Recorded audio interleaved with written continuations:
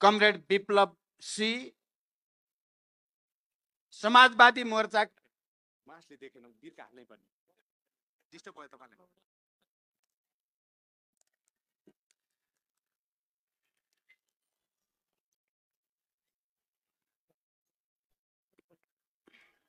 समाजवादी मोर्चाका नेता, Nepal communist party एकीकृत समाजवादीका अध्यक्ष तथा पूर्व प्रधानमन्त्री कमरेड माधव कुमार नेपाल, नेपाल समाजवादी पार्टीका अध्यक्ष पूर्व मन्त्री कमरेड महेन्द्र राय यादव, संयुक्त मोर्चामा या हाम्रो यो समाजवादी मोर्चामा आबद्ध सबै पार्टीका नेता साथीहरू, उपस्थित सबै पार्टीका कार्यकर्ता र आदरणीय जनसमुदाय, सबभन्दा पहिला म यहाँहरू सबैलाई मेरो आफ्नो तर्फबाट अभिवादन फेरि एकचोटि भन्न चाहन्छु। स्वीकार्नुहोस्, क्रान्तिकारी अभिवादन, लाल सलाम। आदरणीय जनसमुदाय, आजको दिन चैत्र 15 गते नेपालको राजनैतिक आन्दोलनको इतिहासमा एउटा महत्त्वपूर्ण दिनका रूपमा अब अंकित भइसकेको छ। एकातिर गणतन्त्रवादीहरूको विरोध प्रदर्शन र सभा, अर्कोतिर राजावादीहरूको प्रतिगामी सभा एकै दिन पारियो। आजको दिन सबभन्दा पहिला गणतन्त्रवादी मोर्चाको हैसियतले हाम्रो समाजवादी मोर्चाबाट चैत्र 15 गते काठमाडौँमा प्रदर्शन गर्ने र सभा गर्ने घोषणा गरिएको थियो र हामीले घोषणा गरिसकेपछि राजावादीहरूले पनि आजकै दिन प्रदर्शन सभा राख्ने घोषणा गरे। त्यसबाट उनीहरू कहीँ न कहीँ वातावरणलाई धमिल्याउन चाहने, उत्तेजित पार्न चाहने, आतंकित पार्न चाहने मनसायता देखिएकै थियो। तर आज मैले यहाँ बोल्दै गर्दा मैले सेक्युरिटीसँग लगातार बुझिरहेको छु। 12 वर्ष ढुङ्ग्रामा हाले पनि कुकुरको पुच्छर बाङ्गै भने जस्तो त्यहाँको सभा मण्डले अराजकताको पराकाष्ठा भएको छ।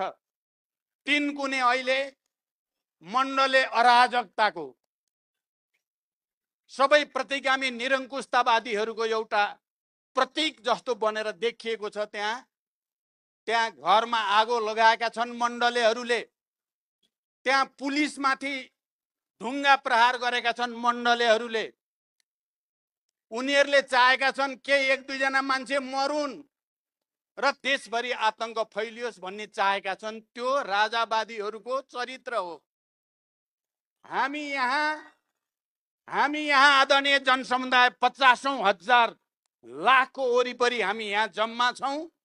तर बडो शिष्ट, बडो संयमित, बडो अनुशासित र आफ्नो उद्देश्यप्रति समर्पित नागरिकहरूको एउटा विशाल सेना यहाँ खडा छ। त्यसकारण तुलना गर्नुहोस् गणतन्त्रवादीहरूको चरित्र, राजावादी मण्डलेहरूको चरित्र। आजै चैत्र 15 गते सम्पूर्ण नेपाली जनताले देख्ने गरी, सम्पूर्ण नेपाली जनताले बुझ्ने गरी काठमाडौँमा प्रदर्शित भयो। म उनीहरूलाई चुनौतीको साथ फेरि एकचोटि भन्न चाहन्छु, नेपाली जनताको र नेपालका राजनीतिक दलहरूको उदारतालाई कमजोरी ठानेर इतिहासलाई पछाडि फर्काउने दुस्साहस नगरियोस्। मैले ज्ञानेन्द्र शाहलाई मधेसमा अभियानमा अगाडि बढ्दै गर्दा भनेको थिएँ, विगतमा उनले धेरै गल्ती गरे र त्यो गल्तीको परिणाम उनले भोगिरहेकै छन्। अब अर्को गल्ती गरे भने उनले भोग्न केही पनि बाँकी रहँदैन। खबरदार, नेपाली जनताका पनि सबभन्दा सामन्ती निरङ्कुशताबाट अत्याचारमा पिसिएका, शोषण र दमनको मार खेपेर त्यसको प्रतिरोध गर्ने क्रान्तिकारी युद्धमा होमिएका नेपाली जनता, नेपालका तमाम दलितहरू, नेपालका तमाम महिला, श्रमजीवी महिलाहरू, मधेसीहरू, आदिवासी जनजातिहरू, मुस्लिमहरू, थारूहरू, मजदुरहरू, किसानहरू जसरी युद्ध र आन्दोलनको भट्टीबाट खारिएर निरङ्कुश तन्त्रमाथि धावा बोलेर त्यसमाथि विजयको झन्डा गाडेर अगाडि बढेको नेपाली जनता पछि फर्किने छैन। सामन्ती निरङ्कुशतावादीहरूका दिवा स्वप्नहरूलाई चकनाचुर पारेर अझ अगाडि बढ्नेछ भन्ने विश्वास म व्यक्त गर्न चाहन्छु। मैले यो विश्वास व्यक्त गर्दै गर्दा हिजो जनयुद्धको नेतृत्वको हैसियतले, शान्ति सम्झौताको हस्ताक्षरकर्ताको हैसियतले, सङ्घीय लोकतान्त्रिक गणतन्त्र घोषणाको एउटा नेताको हैसियतले, संविधान निर्माणको एउटा नेताको हैसियतले म आदरणीय जनसमुदायलाई यो मञ्चबाट, यहाँ उपस्थित जनसमुदाय र देशभरिका जनतालाई पनि भन्न चाहन्छु कि समस्या हामीले कहीँ न कहीँ विगतमा केही त्रुटि गरेको हुनाले पनि पैदा भएका छन्। म पुरै इमानदारीका साथ समाजवादी मोर्चाको तर्फबाट र मेरो तर्फबाट पनि तपाईहरुसँग गम्भीर आत्मसमीक्षा पनि गर्न चाहन्छु। सायद हामी गणतन्त्रवादीहरूले जनताका आशा अपेक्षा अनुसार काम गर्न नसकेकै कारण इतिहासको कूडा कर्कटमा मिल्काइएका तत्त्वहरू पनि टाउको उठाउने दुस्साहस गर्न पाए। त्यसकारण अरूलाई गाली गर्नुभन्दा पहिला म सम्पूर्ण जनसमुदायसँग गणतन्त्रवादी नेताको हैसियतले पहिला आत्मआलोचना गर्न चाहन्छु, आत्मसमीक्षा गर्न चाहन्छु र हामी ती गल्तीबाट शिक्षा लिएर फेरि एकचोटि जनताका पक्षमा, मजदुर किसानका पक्षमा, उत्पीडित वर्ग, जाति, क्षेत्र, लिङ्ग, समुदायको पक्षमा, सम्पूर्ण शहीद परिवार, बेपत्ता योद्धा परिवार, शहीदका सपना, बेपत्ता योद्धाका सपना, घाइते अपङ्गका सपना, सम्पूर्ण नेपाली जनताका सपना पूरा गर्न अर्को एउटा नयाँ क्रान्तिको नेतृत्व गर्न हामी तयार भएको घोषणा म गर्न चाहन्छु। आफ्ना कमजोरीहरू सच्याउँदै वर्गतिर फर्कने, आफ्नो विचार र राजनीतिक मुद्दातिर फर्कने। मैले यो कुरा यो मञ्चबाट औपचारिकताका लागि भनिरहेको छैन। तपाईहरुले देख्नु भएको छ, हामीले तराई मधेसमा हुलाकी मार्ग केन्द्रित अभियान भन्दै त्यहाँका सबै उत्पीडित वर्ग, जाति, क्षेत्र, समुदाय सबैसँग आत्मसमीक्षा सहित हामी तपाईहरुसँग जोडिन्छौं भन्दै हिँडेको यथार्थ सहित र समाजवादी मोर्चामा हामीले गरिरहेको छलफल समेतका आधारमा म भनिरहेको छु, हामी आफ्ना कमजोरी सच्याएर गणतन्त्रलाई अझ राम्रो गणतन्त्रमा, यो लोकतान्त्रिक गणतन्त्रलाई समाजवादी गणतन्त्रमा, अहिलेको समावेशी समानुपातिक प्रतिनिधित्व प्रणालीलाई अझ व्यापक, अझ पूर्ण रूप दिने प्रक्रियामा हामी एउटा नयाँ आन्दोलनको, एउटा नयाँ क्रान्तिको नेतृत्वद्वारा अहिलेका समस्याहरू, अहिले देखिएका अन्योलहरूको समाधान गर्न चाहन्छौं। र मैले आफ्नो पार्टीभित्र, समाजवादी मोर्चाभित्र छलफल गर्दा र जनसमुदायको बीचमा पनि मैले भनेको छु, एउटा अर्को क्रान्ति हामीले हिजो जनयुद्ध र जनआन्दोलनको माध्यमबाट सामन्ती निरङ्कुश तन्त्रको ढाड त भाँचेकै हो, त्यसलाई इतिहासको कूडा कर्कटमा फालेकै हो, तर हामीले एउटा चीज गर्न बाँकी थियो। किनकि आजको युग 20औं शताब्दी र 21औं शताब्दीको आजको युगमा आदरणीय जनसमुदाय, सामन्ती निरङ्कुश तन्त्र समूल रूपले त्यति बेलासम्म नष्ट हुन सक्दैन जबसम्म क्रान्तिले दलाल र नोकरशाही पुँजीवादलाई पनि सँगसँगै गाड्न सक्दैन, तबसम्म देश मुक्त हुन सक्दैन। हामीले सामन्ती निरङ्कुश तन्त्रलाई त पछारेकै हो नेपाली जनताले। तर यो देशमा दलाल पुँजीवाद, नोकरशाही पुँजीवाद, जो वैदेशिक प्रतिक्रियावाद र साम्राज्यवादसँग हजार किसिमले जोडिएको हुन्छ आजको युगमा, त्यो दलाल पुँजीवादको साइनो, त्यसको घाँटी सामन्ती निरङ्कुशतावादीहरूसँग पनि जोडिएको हुन्छ। तपाईँ हामीले अहिले हेर्यो भने व्याख्या गर्ने समय छैन। तपाईँ चाहे संयुक्त राज्य अमेरिकाको अहिलेको चुनाव र त्यसको परिणाम हेर्नुहोस्, या युरोपमा भएका थुप्रै देशका चुनाव र परिणाम हेर्नुहोस्, या अन्यत्र हेर्नुहोस्, हिजोको तथाकथित उदार पुँजीवाद भन्नेहरू अहिले अन्धराष्ट्रवादतिर र एकदम सङ्कीर्ण निरङ्कुश तन्त्रतिर जाने ट्रेन्ड विश्वभरि देखा परेको छ। र नेपालका सामन्ती तत्त्वहरू पनि तिनै अन्तर्राष्ट्रिय प्रतिक्रियावादसँग घाँटी जोडेर, तिनीहरूको सहयोग लिएर नेपाली जनताका विरुद्ध, नेपालको लोकतान्त्रिक आन्दोलनका विरुद्ध दलालहरूलाई, नोकरशाहहरूलाई पक्षपोषण गर्ने र यो देशलाई पनि एउटा अन्धराष्ट्रवादी, अतिवादी देशमा बदल्ने दुस्साहस गर्दैछन्। त्यसकारण आदरणीय जनसमुदाय, एउटा अर्को आन्दोलन सामन्ती निरङ्कुशतालाई सम्पूर्ण रूपले परास्त गर्नको लागि दलाल पुँजीवादलाई परास्त गर्न जरुरी छ। मलाई लामो व्याख्या गर्ने, सैद्धान्तिक व्याख्या गर्ने समय छैन, सायद यो मञ्च त्यसको लागि पनि होइन। म यति भन्न चाहन्छु, हामी गणतन्त्रवादीले केही कमजोरी गरेको हुनाले दलालहरूले पनि, नोकरशाहहरूले पनि र बिचौलियाहरूले पनि थुप्रै लाभ लिने अवसर प्राप्त गरे। यो निष्कर्ष सहित मैले र हामी सहभागी दलहरू सरकारको नेतृत्व पछिल्लो पटक गर्दै गर्दा भ्रष्टाचारका विरुद्ध सुशासनका पक्षमा एउटा लडाईँ छेडेकै हो। हामीले सामाजिक विभेदका विरुद्ध सामाजिक न्यायका पक्षमा, यो देशका सबै उत्पीडित वर्ग समुदायका पक्षमा, चाहे त्यो मिटर ब्याजको कुरा होस्, चाहे त्यो नागरिकताको समस्याको कुरा होस्, चाहे त्यो सामाजिक सुरक्षासँग सम्बन्धित कुरा होस्, हामीले केही रिकर्ड बनाउन खोजेकै हो।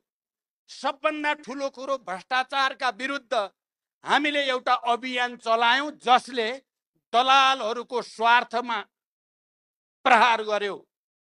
आदरणीय जनसमुदाय, म गम्भीर कुरा यहाँहरूसँग अपिल गर्दैछु, दलाल पुँजीपतिहरूको र तिनका बिचौलियाहरूको स्वार्थमा प्रहार गर्यो। तिनीहरूको सेटिङ, रातारात अरबौं कमाउने खेल मैले 3 चोटि प्रधानमन्त्री हुँदा जो देखेँ, यो खेल भत्काउनै पर्छ भन्ने सङ्कल्प सहित यो षड्यन्त्र र यो सेटिङ 2-4 जनाले नेपाली जनताको रगत पसिना चुसेर अरबौं रातारात कमाउने सेटिङवाला खेल, म एउटा कम्युनिस्ट नेता हुनुको नाताले, गणतन्त्रवादी नेता हुनुको नाताले, हजारौं शहीदहरू हाम्रो नेतृत्व अन्तर्गत बलिदान गरेको र त्यसको जिम्मेवारी भएको नाताले पनि मैले र हाम्रो पार्टीले, हाम्रो सरकारले यो पटक भ्रष्टाचारीका विरुद्ध, चाहे त्यो राजनीतिक दलसँग सम्बन्धित भ्रष्टाचारी होस्, चाहे त्यो कर्मचारी तन्त्रभित्रको भ्रष्टाचारी होस्, चाहे त्यो भूमाफिया होस्, राज्यको जनताको सम्पत्ति व्यक्तिका नाममा गरेर करोडौं अरबौं कमाउनेहरू हुन्, चाहे ती बिचौलिया हुन्, त्यो सेटिङ भत्काउन खोजेकै हो। र यही खोजे बापत नै ती सबै तत्त्वहरू मिलेर हामीलाई तथाकथित सङ्ख्याको बलमा सरकारबाट बाहिर जान बाध्य पारे। मैले सदनमा विश्वासको मत लिँदै गर्दा भनेको तपाईहरू सबैले सुन्नु भएकै छ। म त्यतापट्टि पनि अहिले समय लिन चाहन्न। अहिले माधवजीले भन्नुभयो, केपीजीले स्वर्ग र नर्कको कुरा 4 घण्टा बसेर भनेको कुरा, उहाँले व्याख्या जे भएको त्यही भन्नुभयो, तर निष्कर्ष त्यो होइन। किन होइन भन्छु भने, मलाई नर्कतिर उनी स्वर्गतिर गएको होइन, उनी नर्कतिर मलाई स्वर्गतिर फर्काइदिए हो। मलाई जनतातिर फर्कन बाध्य पारे। आफू दलाल पुँजीपति बिचौलियाको सेटिङमा गएर उनी दलालको पनि दलाल भए, नर्क त उनी गए। मलाई हाम्रो आन्दोलनलाई स्वर्गमा जान प्रेरित गरे, त्यस अर्थमा त धन्यवाद छ केपी ओलीलाई। सायद उनले त्यसो नगरेको अझै हामी रुमल्ली राख्थ्यौँ कि। त्यसकारण नकारात्मक गुरु त मान्न पर्छ उनलाई। अहिले पनि उनी उल्टो उल्टो गरी हिँडेका छन्, उल्टो उल्टो। अहिले अब धेरै कुरा भन्न समय छैन। कुलमानसम्म आउँदा सबै कुरा क्लियर भएको छ, जनता सबै क्लियर छ। कतिपयले भन्छन् यो कुलमानको व्यक्तिको कुरा भनेर पनि भन्ने गर्छन्, उनीहरूले भ्रम छर्न खोज्छन्। यो सवाल कुलमान व्यक्तिको होइन, सुशासन र कुशासनको हो। भ्रष्ट र दलालहरू र राष्ट्रभक्त र देशभक्तहरूको कुरा हो यो लडाईँ त्यो हो। आज उनको पक्षमा देशभरि जनतामा किन सहानुभूति पैदा भयो? एउटा मामुली सहसचिव त्यसको पक्षमा यत्रो जनमत किन भयो भन्दा यो लडाईँ व्यक्तिको लडाईँ होइन, यो प्रणालीको लडाईँ हो, यो प्रवृत्तिको लडाईँ हो, यो सुशासन र कुशासनको बीचको लडाईँ हो। म अझै पनि गणतन्त्रमा सँगै हिँडेका, शान्ति सम्झौतामा सँगै हिँडेका ती दलहरूलाई एकचोटि छातीमा हात राखेर आफ्ना गल्ती कमजोरी को समीक्षा गर्न म आग्रह गर्न चाहन्छु। तपाईहरु गणतन्त्रवादी हुनुहुन्छ त अब तपाईहरु त गणतन्त्रको मर्म, लोकतन्त्रको मूल्य मान्यताका विपरीत दलालहरू र बिचौलियाको हितका निम्ति काम गर्ने चुत्थो दलालका दलाल बन्नु भएको छ, विचार गर्नु भएको छ। म यो मञ्चबाट तपाईहरुलाई फेरि पनि एकचोटि आत्मसमीक्षा गर्न, हामी कहाँ पुगियो, किन जनतामा यति धेरै असन्तुष्टि, यति धेरै विरोध आक्रोश पैदा भइराखेको छ भन्ने कुराको समीक्षा गर्न र आफूलाई जनतातिर फर्काउन, लोकतान्त्रिक मूल्यतिर फर्काउन अझै पनि, किनकि तपाईहरु हिजोका संविधान सभा र गणतन्त्रका सहयात्री हुनुको नाताले हामीले अहिलेसम्म तपाईहरुलाई खबरदारी मात्रै भनेका छौं। यदि तपाईहरुले यसै गरी उल्टो दिशा हिँड्दै गर्ने हो भने सामन्ती निरङ्कुश र दलालहरूका विरुद्धको नयाँ क्रान्तिले तपाईहरुलाई पनि बढारेर लान्छ। वेक्का गर्नु होला, होस गर्नु होला। यो मैले कुनै आवेगमा भनेको छैन, इतिहास तथ्य यही नै हो। तपाईहरु जनतातिर फर्किनु भएन, आफ्नो आत्मसमीक्षा गर्नु भएन र बिचौलियाका 2-4 करोड 2-4 अरबको पछि दौडिराख्नु भयो भने तपाईहरुको हविगत पनि सामन्ती निरङ्कुशतावादीहरू, तानाशाहहरू, दलालहरू जस्तै अबको क्रान्तिको तार हो। तपाईहरु पनि हुनुहुन्छ। हाम्रो चाहना छ तपाईहरुका विरुद्ध तीर सोझ्याउन नपरोस्। तपाईहरुले गणतान्त्रिक मूल्य मान्यता अनुसार अगाडि आउने र इमानदारीता साथ राष्ट्र र जनताको पक्षमा, गणतन्त्रको पक्षमा, यो देशका उत्पीडित वर्ग, जाति, क्षेत्र, समुदायको पक्षमा लड्ने हाम्रो मोर्चासँग सहकार्य गर्न आउनुहोस् आत्मालोचना सहित। यदि तपाई आउने जस्तो त देखिएको छैन। मैले यो बीचमा अलिकति हेरेको छु, तपाईहरुले कतिको नोट गर्नु भएको छ। मैले विश्वासको मत लिँदै गर्दा बरु नेपाली कांग्रेसका सभापति शेरबहादुर देउवालाई इमानदार भने, किनकि उहाँले त्यो दिन, जुन दिन 4 घण्टा मलाई केपीजीले चिल्लो घसिराख्नु भयो, तपाई र म यस्ता मित्र भनिराख्नु भयो, र आज 4 केही पनि भएको छैन, हस्ताक्षर भएकै छैन, कांग्रेससँग मिल्छु त म भन्ने राख्नु भएको थियो। उहाँले 4 बजे भेटौं भन्नुभयो। मैले शेरबहादुरजीलाई फोन गरेँ, के हो तपाईहरुको त केही नै भएको छैन अरे अहिलेसम्म, पत्रिकामा त सबै हस्ताक्षर भयो भनेर आछ, केपीजी मैसँग हुनुहुन्छ, उहाँले त केही नै भएको छैन भन्नुहुन्छ, साँचो कुरा के हो भनेर सोधेँ मैले। म ढाँट्न जान्दिनँ भने अब शेरबहादुरजीले म ढाँट्न जान्दिनँ, हस्ताक्षर भइसक्यो, अब भेट्नुको केही अर्थ छैन, सरकार अब अर्को बनिसक्यो भनेर उहाँले भनेको हुनाले त्यस अर्थमा मैले नेपाली कांग्रेसको नेतामा बरु लोकतान्त्रिक नैतिकताको केही न केही बाँकी रहेछ। आफूलाई कम्युनिस्ट र एमाले भन्ने नेताको नैतिकताको धरातल कति तल भन्ने कुरा मैले त्यति बेला नै भनेको थिएँ। अहिले पनि तपाईले हेर्नुभयो, हामीले भन्यौं सदनमा, सबै प्रतिपक्षी दलहरू सबै मिलेर भन्यौं, कुलमानको विषय व्यक्तिको विषय होइन, यो कुशासन र सुशासनको विषय हो। त्यसकारण प्रधानमन्त्रीले आएर जवाब दिन पर्यो। चित्तबुद्ध जवाब दिए भने हामी हेरौँला, जवाब चित्तबुद्ध भएन भने हाम्रो आन्दोलन अगाडि बढ्छ भनेका थियौं। हामीले बढिरहेको छ, तर उहाँले लोकतन्त्रको र यो अहिलेको संविधानको मर्म अनुसार प्रधानमन्त्री जवाफदेही हुनुपर्ने सदनप्रति हो, प्रतिनिधि सभाप्रति जवाफदेही हुनुपर्ने ठाउँमा त्यहाँ चाहिँ म जान्न, त्यहाँ म जवाफ दिन्न, म जाँदै जान्न भनेर बाहिर पब्लिकली भनेपछि उहाँमा लोकतन्त्रको, संविधानवादको या यो प्रवृत्ति केही पनि छैन।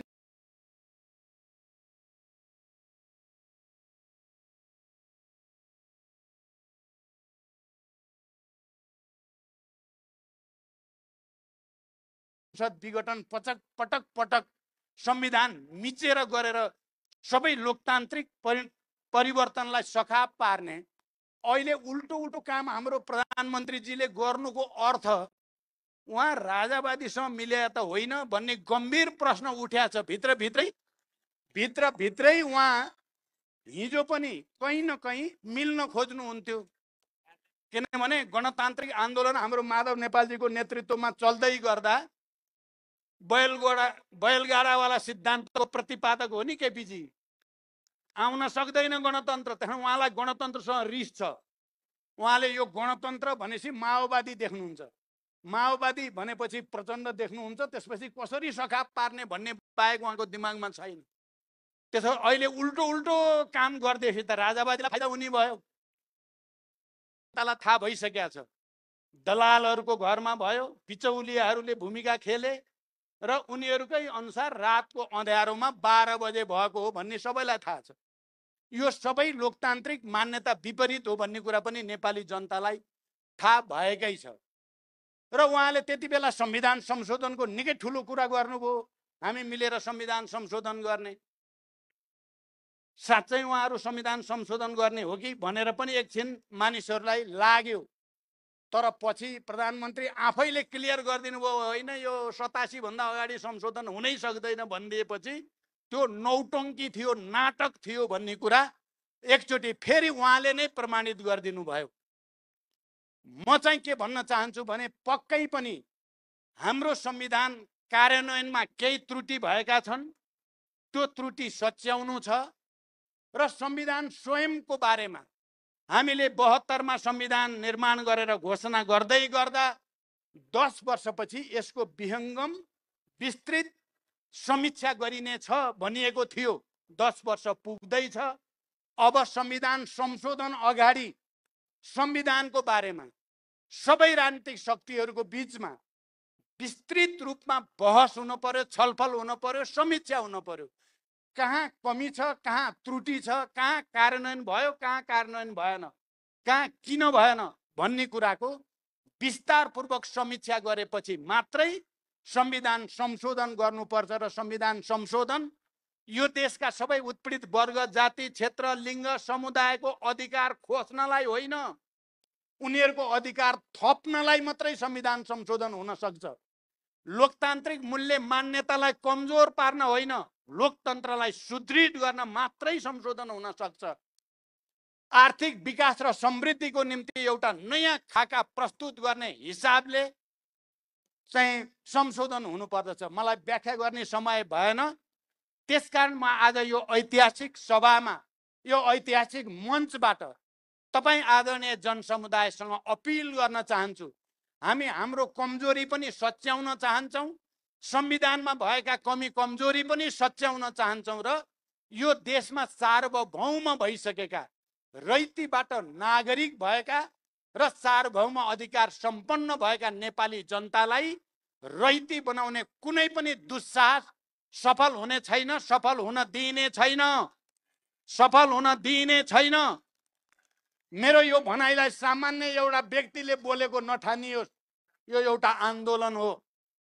ती हजारौं शहीदहरूको सपना हो। यो हजारौं बेपत्ता योद्धाहरूको सपना हो। त्यसकारण त मैले भनेको छु, म 70 प्लस भए पनि एउटा अर्को क्रान्तिको नेतृत्व गरेर माथि जान चाहन्छु। म यो त्यत्तिकै भएको छैन। तपाईँ हेर्नुभयो भने बिहान 5 बजेदेखि बेलुका 11 बजेसम्म तराईमा, मधेसमा, जनताको घरमा, शहीदहरूको घरमा टोयलेट जस्तो उनीहरू ठुलै टोयलेटमा पनि हामी बसियो। जे खान्छन् त्यही खाइयो। त्यत्तिकै गरिएको छैन। तानाशाहहरूलाई याद रहोस्, त्यत्तिकै गरिएको छैन। एउटा अर्को क्रान्तिको तयारीको लागि नेपाली जनतासँग सिक्न मैले भन्ने गरेको थिएँ। हामी काङ्ग्रेस र एमालेसँग अलि बढी समीकरण गर्दा अलिअलि काङ्ग्रेसको रोग, अलिअलि एमालेको रोग सर्यो। यो रोगको उपचार कहाँ गएर गर्ने? अब वीरहस्पतालमा गएर त यो उपचार हुनेवाला छैन, टिचिङमा पनि हुँदैन। यो उपचार गर्ने भनेको जनताको घरमा गएर मात्रै उपचार हुन सक्छ भनेर हामीले सोचे सम्झेर जनताको घरमा फर्किएको हो।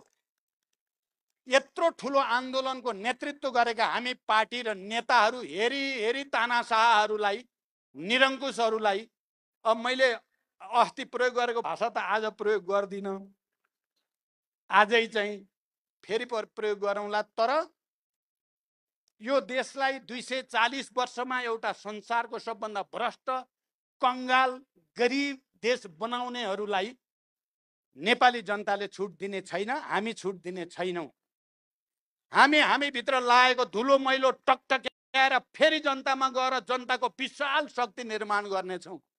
हामी आज मण्डलीहरूले 3 कुनेमा प्रदर्शन गरेको मण्डलले गुण्डागर्दीलाई छुट दिने छैनौँ। उनीहरूले जनताको घरमा आगो लगाएका छन्। उनीहरू अरू आगजनी गर्न खोज्दैछन्। उनीहरूले चाहेका छन् 2-4 जना आफ्नै मान्छे मरे नि मरुन् बरु, तर यहाँ आतंक र अराजकता होस्, त्यसलाई छुट दिन सकिँदैन।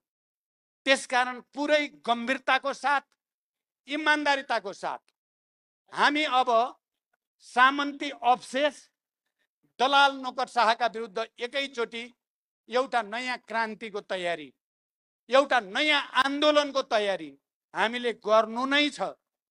हामी समाजवादी मोर्चा यसको निम्ति सम्पूर्ण रूपले समर्पित भएर अगाडि बढ्ने सङ्कल्प गरेका छौँ। तपाईहरुले चारैजना नेताको कुरा सुन्नुभयो। हामी सबैको मूल कुरा एउटै छ।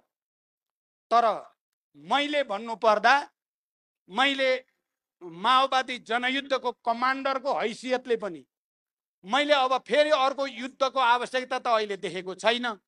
शान्तिपूर्ण क्रान्ति आवश्यक छ। ईँटको जवाब पत्थरले दिने गरी उनीहरूले 1000 जुटाउँछन् भने हामी 10,000, उनीहरू 10,000 जुटाउँछन् भने हामी 1 लाख, उनीहरू 1 लाख जुटाउँछन् भने हामी 10 लाख, उनीहरू 10 लाखको कुरा गर्छन् भने हामी 1 करोड ल्याएर तिनको जवाब दिन्छौँ। हामी सडकबाटै जवाब दिन्छौँ। म आदरणीय जनसमुदाय, हामीले नेपालको अर्थतन्त्रको दृष्टिकोणले पनि हामीले आत्मनिर्भर राष्ट्रिय अर्थतन्त्र तलैबाट बनाउनु छ। स्थानीय तहदेखि नै कृषिमा, पर्यटनमा, उद्योगमा, शिक्षामा, स्वास्थ्यमा, रोजगारीमा आत्मनिर्भरताको एउटा नयाँ बाटो हामी हिँड्नु छ। आदरणीय जनसमुदाय, आज म त्यो सङ्कल्प पनि तपाईहरुको अगाडि राख्न चाहन्छु। स्थानीय तहबाट समाजवादी अर्थतन्त्रको भ्रूण रोपिनेछ। आत्मनिर्भर स्वतन्त्र राष्ट्रिय अर्थतन्त्र बनाइनेछ। विदेशीको दलाली र गुलामी गरेर भिख माग्ने प्रणालीलाई त्यसका विरुद्ध लडिनेछ। यो अपिल पनि म गर्न चाहन्छु। आदरणीय जनसमुदाय, त्यसकारण हामी सबैले एकताबद्ध भएर एकचोटि फेरि एउटा नयाँ सङ्कल्प गर्नु जरुरी छ। त्यही सङ्कल्पको निम्ति तपाईहरु सबैसँग विशेष अपिल गर्दै म बिदा हुन्छु। धन्यवाद। अभिवादन। लाल सलाम।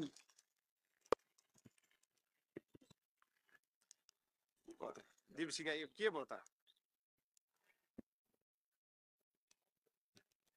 हाल्ने रहेछ कि नै यही ठिक हो सही हो। धन्यवाद कमरेड प्रचण्डलाई।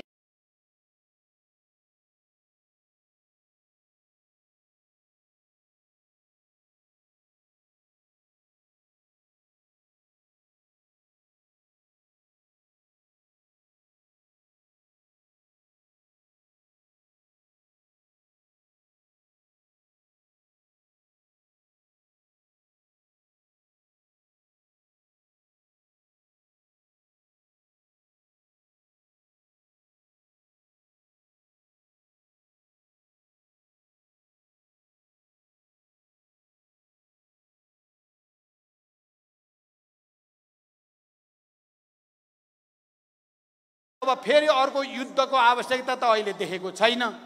शान्तिपूर्ण क्रान्ति